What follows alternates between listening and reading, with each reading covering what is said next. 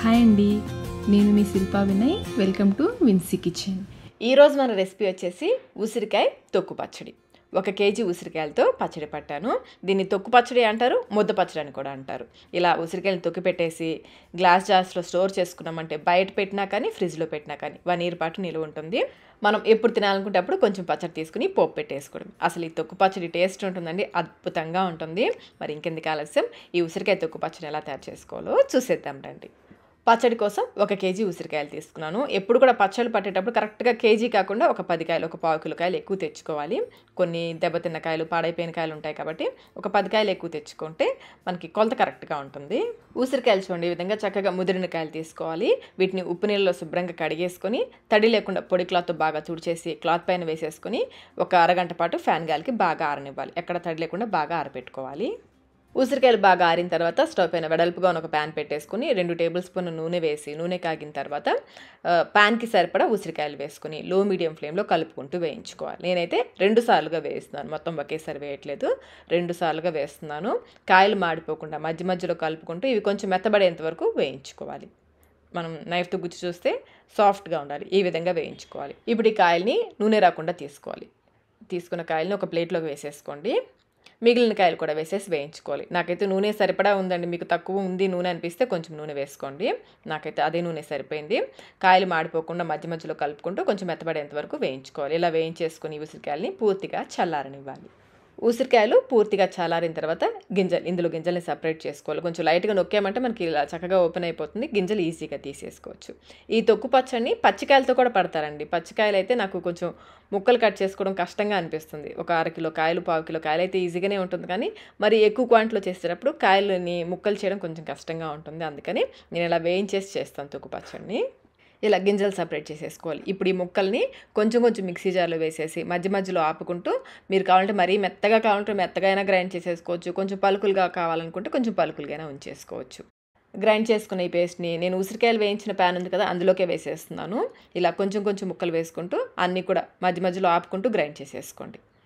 అంతా గ్రైండ్ చేసుకున్న తర్వాత ఇందులో 1 కప్పు కారం, వెయిట్లో వచ్చేసి 120 గ్రాములు, 120 గ్రామ్స్ కారం వేసుకోవాలి. అలాగే 1/2 కప్పు సాల్ట్, ఇది వెయిట్లో వచ్చేసి 120 గ్రామ్స్, 120 గ్రాములు ఉంది.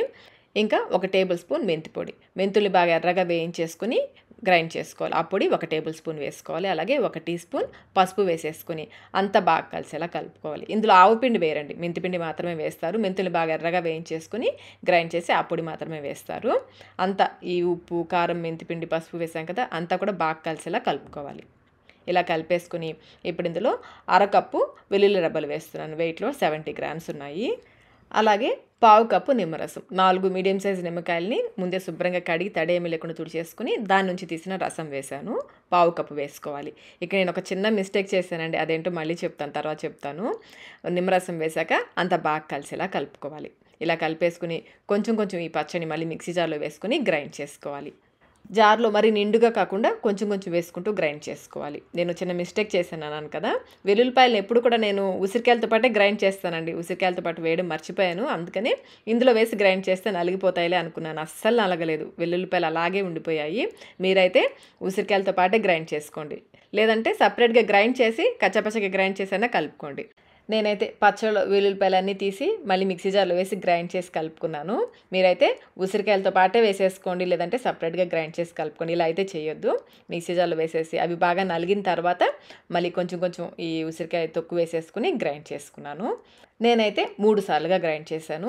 మళ్ళీ ఇదంతా కూడా బాగా గ్రైండ్ చేసిన తర్వాత మళ్ళీ ఇదంతా కూడా బాగా కలిసేలా కలుపుకోవాలి. బాగా కలిపేసుకుని ఇప్పుడు ఈ తొక్కుని గ్లాస్ జార్స్లో కానీ, సెరామిక్ బౌల్స్లో కానీ, జాడీలో కానీ తీసేసుకొని కొంచెం నొక్కి పెట్టేసుకోండి. మధ్యలో గ్యాప్స్ లేకుండా బాగా నొక్కి పెట్టేసి పచ్చడిని 2-3 రోజుల పాటు బాగా ఊరనివ్వాలి. స్టీల్ డబ్బాల్లో కానీ, ప్లాస్టిక్ డబ్బాలో కానీ అస్సలు పెట్టొద్దు. మూత పెట్టేసుకుని 2 రోజుల పాటు బాగా ఊరనివ్వాలి. 3వ రోజు ఒకసారి ఇదంతా మళ్ళీ బాగా కలిసేలా కలుపుకోవాలి. బాగా ఊరుంటుంది కదా, బాగా కలుపుకున్న తర్వాత ఒకసారి టేస్ట్ చెక్ చేసుకోండి. ఉప్పు కానీ, కారం కానీ, పులుపు కానీ ఏది తగ్గినా ఇప్పుడు వేసి కలుపుకోవాలి. ఉప్పు తక్కువగా ఉందనుకోండి పచ్చడి పాడైపోతుంది, అందుకని కరెక్ట్గా వేసుకోవాలి. మనం సంవత్సరం రోజుల పాటు నిల్వ పెట్టుకుంటున్నాం కాబట్టి ఉప్పు, కారం, పులుపు అన్నీ కూడా కరెక్ట్గా ఉండేలాగా చూసుకోవాలి. నేనైతే ఇంకేం కలపట్లేదండి. అన్నీ కరెక్ట్‌గా సరిపోయాయి. మీరు కావాలంటే పచ్చడి మొత్తాన్ని ఒకేసారి పోపు వేసేసుకోవచ్చు. లేదంటే ఎప్పుడు కావాలంటే అప్పుడు కొంచెం పచ్చడిని తీసి పోపు వేసుకోవచ్చు. ఈ పచ్చడి బయట పెట్టినా కానీ సంవత్సరం రోజుల పాటు నిల్వ ఉంటుంది. కాకపోతే రోజులు గడిచే కొద్దీ పచ్చడి కొంచెం నల్లగా అయిపోతుంది. అందుకని నేను ఫ్రిడ్జ్‌లో పెట్టేస్తాను. ఫ్రిడ్జ్‌లో పెట్టామంటే కలర్ చేంజ్ అవ్వకుండా ఉంటుంది. నేనైతే పచ్చడి అంతా పోపు వేయట్లేదండి. నేను ఈ పచ్చడిని మా సిస్టర్ యూఎస్‌లో ఉంటుందని చెప్పాను కదా! తనకి పంపిస్తున్నాను. అందుకని పోపు వేయట్లేదు. ఇలా తొక్కేసి పంపిస్తున్నాను. వాళ్ళు ఎప్పుడు కావాలంటే అప్పుడు కొంచెం పచ్చడి తీసి పోపు వేసుకుంటారు. నేనైతే మీకోసం కొంచెం పచ్చడిని ఇప్పుడైతే పోపు వేసి చూపిస్తాను. ప్యాన్‌లో 1/2 కప్ నూనె వేసి నూనె కాగిన తర్వాత 1/2 టీ స్పూన్ ఆవాలు, 1 స్పూన్ పచ్చెనపప్పు, 1 స్పూన్ మినపప్పు వేసుకొని వేయించుకోవాలి. పోపు గింజలు ఎర్రగా వేగిన తర్వాత స్టవ్ ఆఫ్ చేసేసుకోండి. ఆ వేడికి మిగిలినవి వేగిపోతాయి. చిన్నవి ఒక 10 వెల్లుల్లి రెబ్బలు, 2, 3 ఎండుమిర్చిని తుంపి వేసేసుకోండి. అలాగే కొంచెం ఇంగువ, 1/8 టీ స్పూన్ ఇంగువ, కొంచెం కరివేపాకు ముందే కడిగి తడి లేకుండా ఆరబెట్టేసుకోండి. పోపు కొంచెం వేడి తగ్గిన తర్వాత పచ్చడి వేసి కలుపుకోవాలి. నేనైతే 1 కప్పు పచ్చడి తీసుకున్నాను. అరకప్పు నూనెకి 1 కప్పు పచ్చడి వేశాను. మీకు ఇంకా పచ్చడి పడుతుందంటే కలిపిన తర్వాత చూసుకుని ఇంకొంచెం పచ్చడి వేసి కలుపుకోవచ్చు. మీరు మొత్తం పచ్చడి ఒకేసారి పోపు పెట్టేసుకోవాలనుకుంటే 1 లీటర్ నూనె పడుతుంది. ఇప్పుడైతే ఈ పోసిన నూనె కరెక్ట్‌గా సరిపోయిందండి. ఆ నూనెకి ఆ పచ్చడికి కరెక్ట్‌గా సరిపోయింది. నోట్లో నీళ్ళు వచ్చేస్తున్నాయండి పచ్చడి కలుపుతుంటే. గుమగుమలాడిపోతుంది. ఇప్పుడిప్పుడు తినాలనిపిస్తుంది. చూస్తుంటే మీకు వెంటనే చేసుకొని తినాలనిపిస్తుంది కదా! మరి ఇంకెందుకు ఆలస్యం. ఈ కొలతల్లో మీరు కూడా ఉసిరికాయ తొక్కు పచ్చడిని ఒకసారి అయితే తప్పకుండా ట్రై చేయండి. ట్రై చేసి మీకు టేస్ట్ ఎలా అనిపించిందో మాకు కామెంట్ రూపంలో తెలియచేయండి. వీడియో నచ్చినట్లయితే లైక్ చేయండి. మీ ఫ్రెండ్స్‌కి, ఫ్యామిలీ మెంబర్స్‌కి షేర్ చేయండి. ఇలాంటి మరిన్ని రెసిపీస్ కోసం మన ఛానల్‌ని సబ్స్క్రైబ్ కూడా చేసుకోండి. Thank you.